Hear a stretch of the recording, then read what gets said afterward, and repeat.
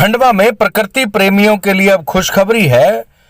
मुंदी रोड पर सोनी गोदाम के पास बंबू हट के बाजू में श्री दादाजी ग्रीन नर्सरी खुली है, जिसमें सभी प्रकार के फलदार, फूलदार, साज सज्जा, पाम ट्री, फॉरेस्ट ट्री, औषधीय पौधे, इंडोर आउटडोर सब्जी पौधों की विस्तृत श्रृंखला मौजूद है।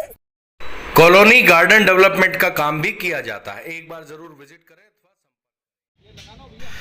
भारत सरकार ने 4 बैंकों के निजीकरण की बात कही है और bank of Maharashtra, central bank सहित कुल मिलाकर 4 बैंकों का निजीकरण हो जाएगा। इसके विरोध में बैंक एम्प्लॉयज़ ने आज अपना विरोध प्रदर्शन दर्ज कराया और कहा कि बैंक कर्मियों के अधिकारों का मोदी सरकार हनन कर रही है और लगातार इस तरह की नीतियां अपना रही है जो अधिकारी कर्मचारियों के हित में नहीं है और साथ ही साथ जनता के हित में भी नहीं है, ऐसा हड़ताल कर रहे इन कर्मचारियों का कहना था।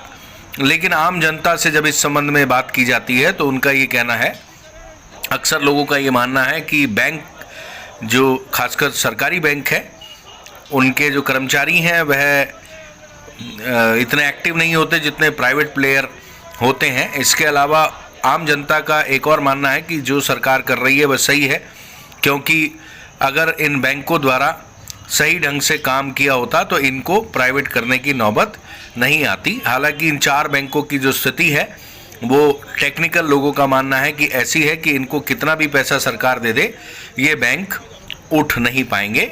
इनकी अगर टेक्निकल टर्म पे चले तो हालत अंदर ही अंदर बहुत ख़राब है और ये बैंक धीरे धीरे इसी तरीके से चलते रहते तो डूबने की कगार पर आ जाते, जिससे आम जनता को नुकसान होता।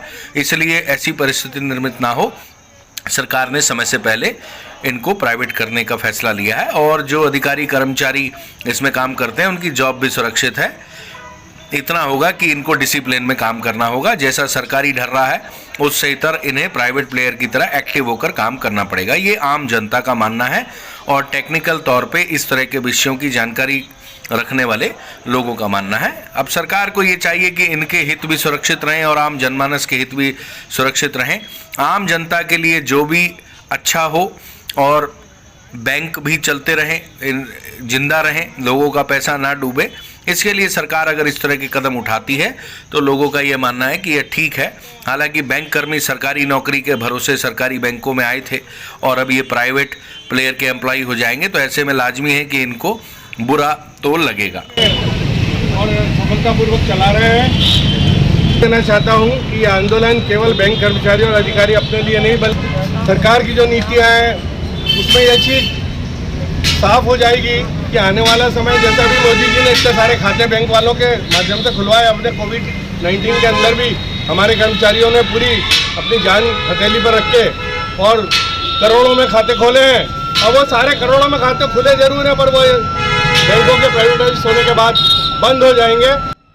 इनके इस वक्तव्य पे आपको इतना जरूर कहना चाहेंगे कि ये लोगों को मिसगाइड कर रहे हैं। ऐसा हम इसलिए कह रहे हैं कि इतनी जानकारी हमें भी है कि अगर ये सरकारी बैंकों में खोले गए खाते प्राइवेट बैंक के हो जाते हैं तो भी उनके खाते सुरक्षित रहेंगे और ये सब जानते हैं कि प्राइवेट प्लेयर की जो सर्विस है वो सरकारी बैंक की सर्विस से कहीं ज़्यादा बेहतर होती है। केंद्र सरकार ने जो बैंकों के खिलाफ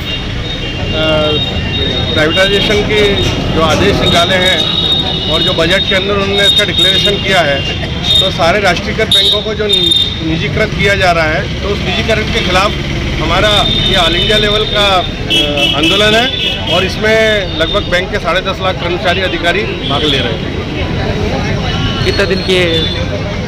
अभी ये प्रोग्राम हमारा 6 दिन का है। इसके बाद फिर जैसे भी आदेश ऊपर से आएंगे वैसा हम हमारी इम्प्लीमेंट 15 और 16 मार्च को 2 दिन की स्ट्राइक है, जिसमें बैंक शायद 4 दिन या 5 दिन तक बंद रहेंगे। अपना परिचय दें। प्रमोद चतुर्वेदी, सचिव यूनाइटेड